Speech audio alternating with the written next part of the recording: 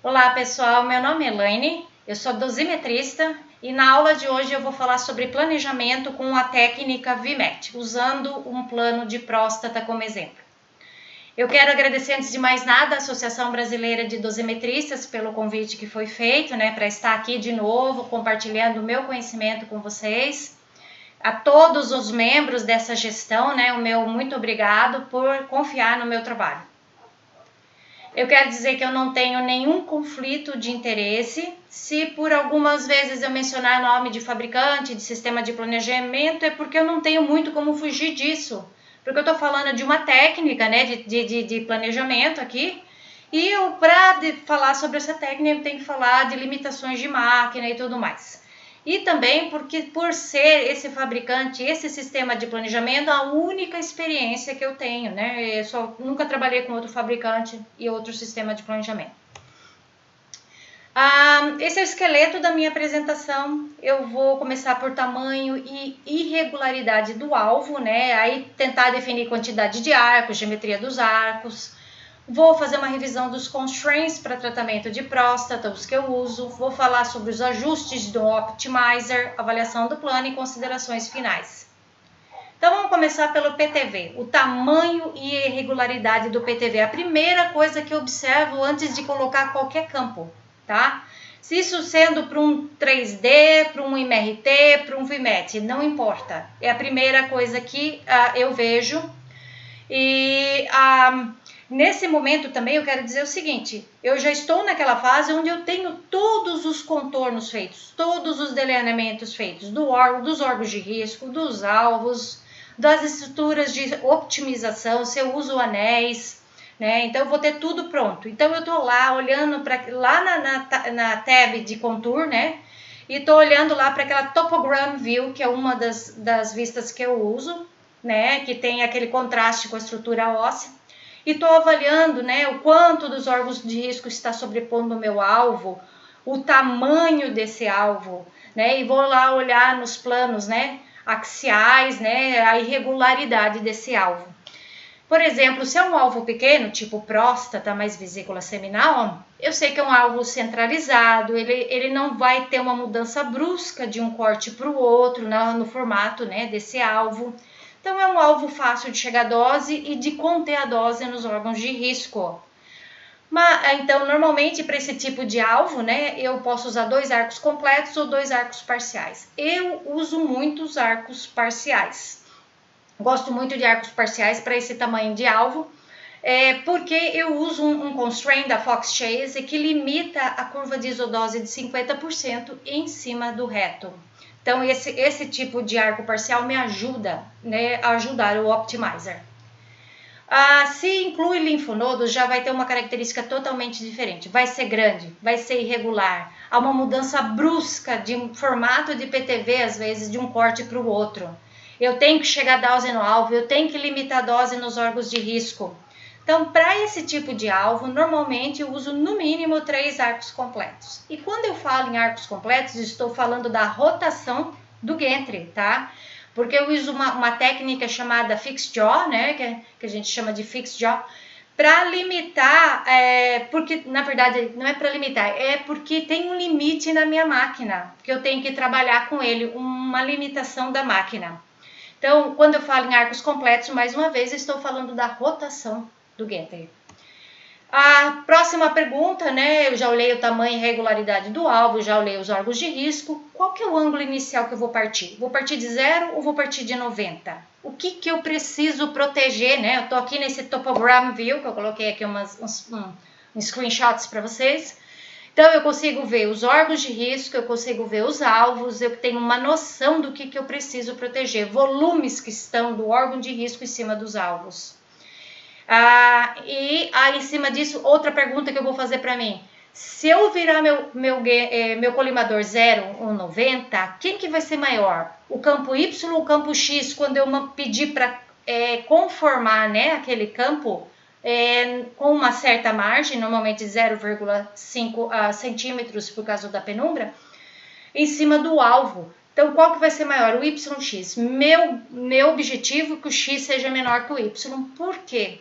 por causa do leaf span, né? Esta máquina que eu trabalho tem o leaf span, no qual, se eu quiser uma modulação, que a máquina me entregue uma modulação, vamos dizer assim, great, né? Que a gente fala, que use todo o campo, que module todo o campo como deve ser, né? Para trabalhar aquele alvo e diminuir as doses nos órgãos de risco, eu vou ter que ter um campo X reduzido, tá?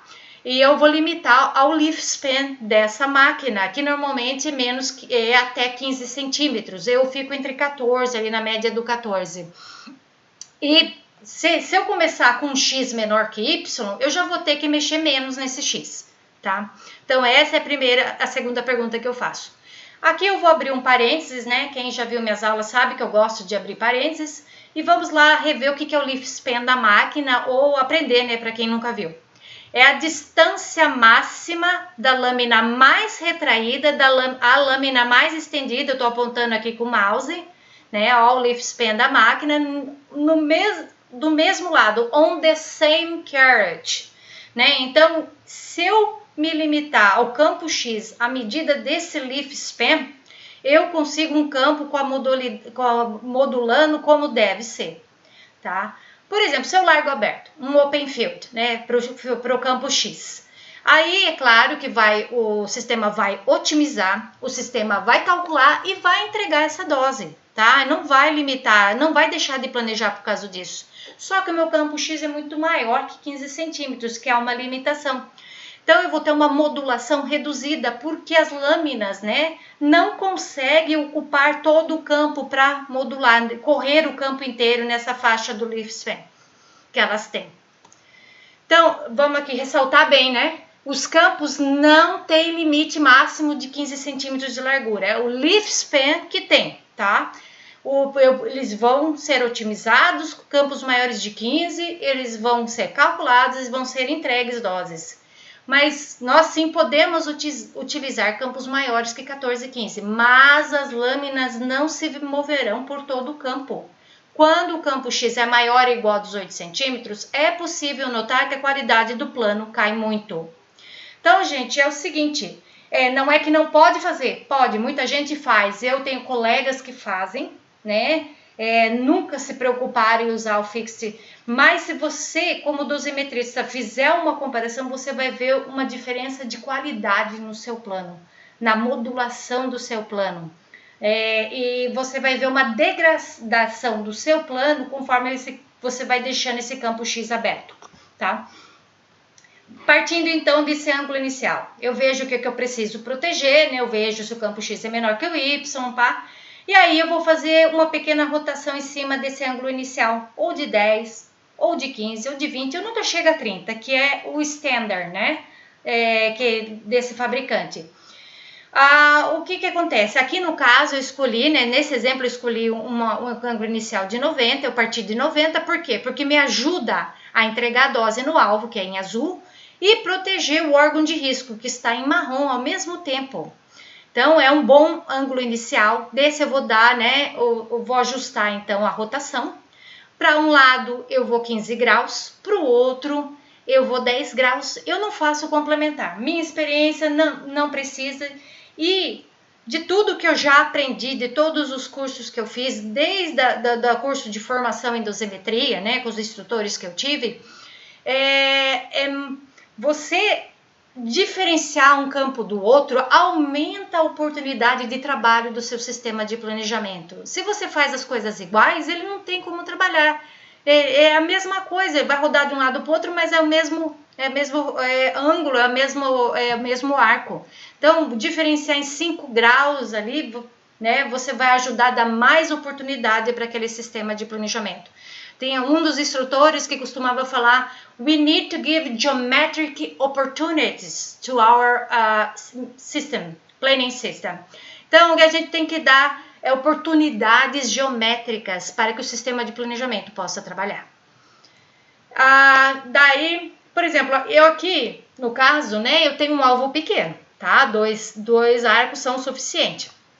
E se o alvo for grande? Começo também olhando o que eu preciso proteger, partir do ângulo inicial, né, de 90, fiz aquela pequena rotação.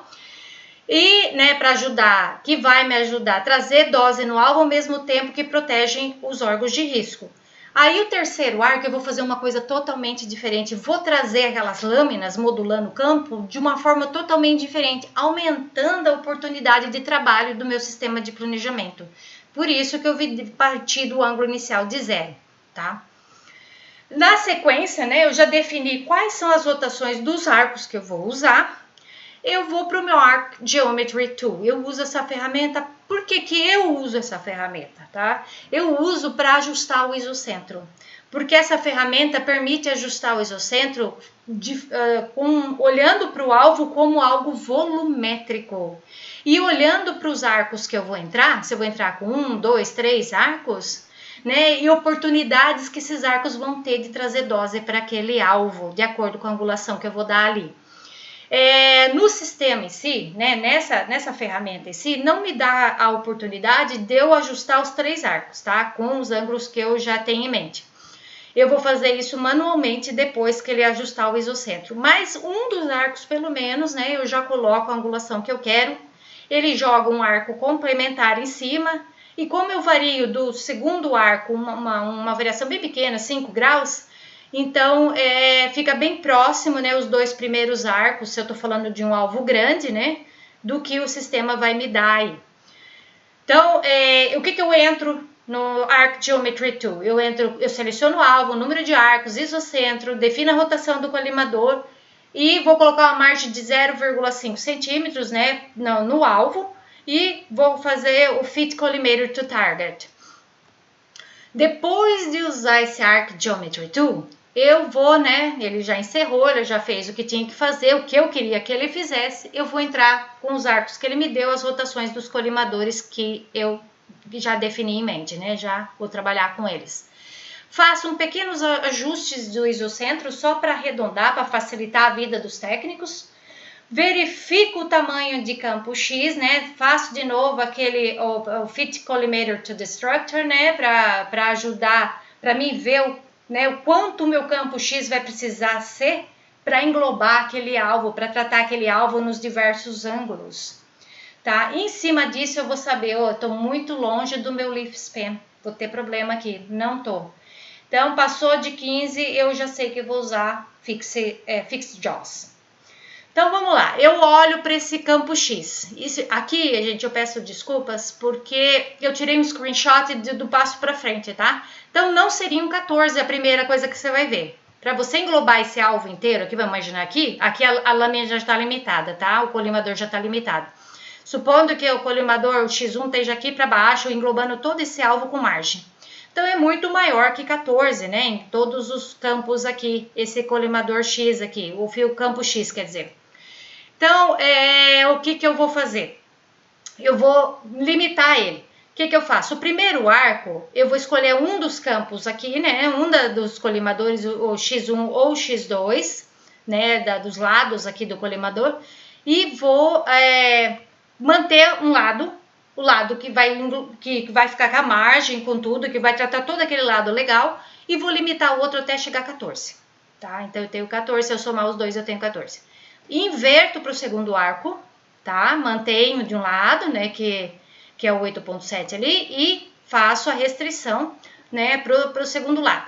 E no terceiro arco, que já é um arco totalmente diferente, eu vou fazer simétrico, tá? Ele vai trabalhar bem naquele meio do alvo ali.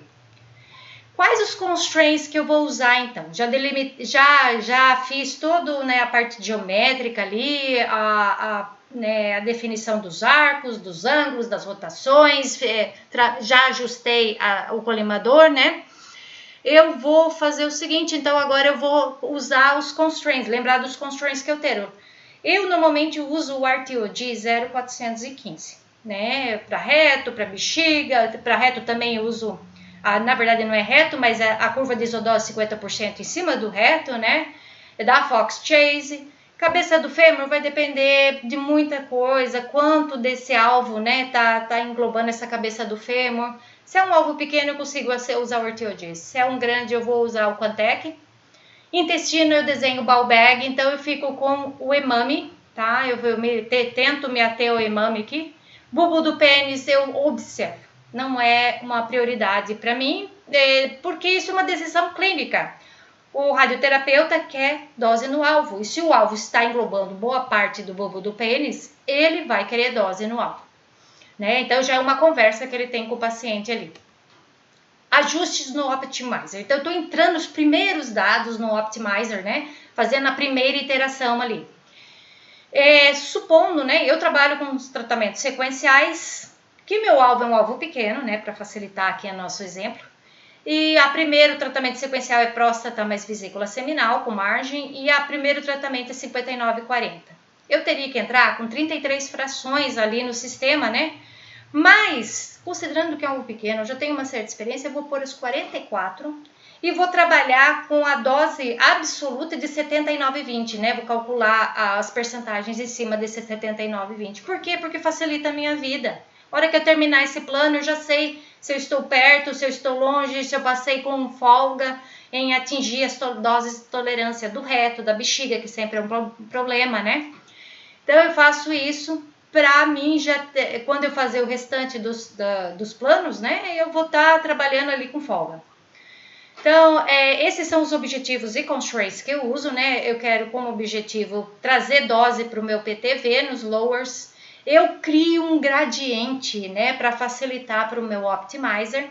Eu uso a dose de prescrição, 95% do volume do alvo, recebendo 100% da dose. Como esse exemplo é de um alvo pequeno, a prioridade que eu dou para alvo é sempre maior que 100, mas a prioridade máxima vai ser do hotspot, né, do ponto máximo de dose ali, né, ela vai ter uma prioridade mais alta. Nos órgãos de risco que estão sobrepondo o PTV, eu vou colocar um constraint, né, para limitar a dose máxima, porque eu não quero hotspots naquele órgão de risco. Eu quero dose, aquele é parte do PTV, tem que chegar a dose, mas eu não quero hotspots ali. Então, por isso que eu vou colocar um constraint, um upper constraint, além dos volumétricos, né, que eles têm. Aqui, então, eu já, né, como eu estou trabalhando com as 44 frações, eu vou fazer todos os cálculos em cima do 79,20, baseado, né, nessa tabela aqui, que aqui está relativo, né, está em percentagem. Aqui eu vou dar uma ajudinha para o meu Optimizer, vou colocar 9,5, né, 9,5% aqui. Só para ter certeza que 95% do volume vai ter, o 100% da dose. E o resto é só uma questão de fazer o cálculo aí, né, em cima do 79,20. No reto, como eu falei, na bexiga, que eles estão sobrepondo, eu vou colocar o constraint de dose máxima, vou colocar os constraints do RTOD aqui e vou colocar também um min, ou eu posso colocar um upper de 50% do volume, né, para tentar limitar a dose ali. Prioridade, eu começo com uma prioridade baixa, né, é um alvo pequeno, vou colocar uma prioridade baixa. Se o alvo for grande, essas prioridades aqui estão todas zeradas para iniciar, tá? Eu não quero que eles afetem ou dificultem trazer dose no meu alvo. Então, vamos lá. Antes de começar, né, a rodar o Optimizer, eu vou selecionar Intermediate Dose Calculation, tá? Que eu vou usar. Aí eu começo o meu Optimizer, estou no Level 1 Resolution aqui, tem 5 steps. Eu dou pause, imediatamente dou um pause no Step 1, deixo o Optimizer entregar dose para o alvo. Então, as minhas prioridades para alvo, aproximadamente 115, né, que é o que eu coloco. Para os objetivos lowers do alvo, a prioridade de órgãos de risco 50, né, se for alvo pequeno. Se o alvo for grande, a prioridade é 0. Seja lá se tiver upper, se tiver min, tá? E eu faço só ajuste de prioridade nos órgãos de risco e nos constraints desses órgãos de risco só quando eu consegui boa cobertura para o meu alvo, né?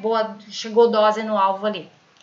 Então, eu vou trabalhando com isso e assim que observar uma linha reta, eu dou unpause, né, no Step 1. Aí, eu entrou Step 2, pause, faço os ajustes necessários de objetivos e constraints, né, que tem que mudar. Se é para aumentar a prioridade no alvo, se é para mudar as doses de tolerância, ali, os ajustes, tentar baixar mais, né, nos órgãos de risco. E vou repetir os passos do Step 2 para os últimos 3, né, dessa resolução 1. Aí entrou na resolução 2, pausa no step 1 da resolução 2, ajustes mínimos aqui, tá? E assim que observar uma linha reta, dou unpause no step 1 e repetir para os demais steps. Level 3 resolution, mesma coisa, pause no step 1, tá? Sem ajustes, né? Step 4, a resolução 3 e a resolução 4 aqui, desculpa gente, aqui é resolução, tá? Depois do intermediate use. A resolução 4 é sem ajustes, tá? E aqui na resolução 3 a mesma coisa. Eu vou só dar um pause para deixar o Optimizer trabalhar e assim que eu ver uma linha reta, né, o próximo disso, dou um pause. Aí entra Intermediate 12 e entra na resolução 4. Perdão, aqui é resolução 4, tá? Resolução 4, gente, eu tento dar um pause ali. Mas às vezes o alvo é tão assim pequeno, fácil de chegar a dose, fácil de limitar a dose nos órgãos de risco, que fica muito difícil dar esse pause. Quando você vê, já acabou. Então, resumindo aqui, eu vou ter 4 resoluções. Antes da primeira otimização, eu seleciono Intermediate Dose, né, que vai ser calculado entre a resolução 3 e 4. Eu dou um pause em cada resolução para deixar o Optimizer trabalhar. Grandes ajustes são feitos na resolução 1, 3 e 4 são sem ajustes, tá?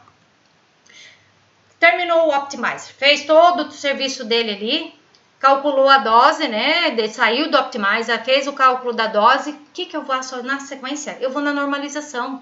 Eu quero 95% do volume recebendo 100% da dose. Eu não fico rodeando isso daí. Aí eu vou olhando a dose máxima. Tá próximo do 110 ali?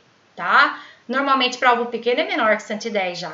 Mas para alvo grande pode estar lá até uns 114. Tá? Se tiver muito mais que isso, tem alguma coisa errada. Tá? Então, eu vou olhar meu plano, vou olhar meus arcos, vou olhar meus colimadores, tá?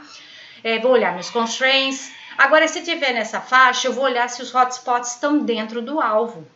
Eu vou olhar a distribuição de dose em todos os cortes, a conformação da dose no alvo, tá joia?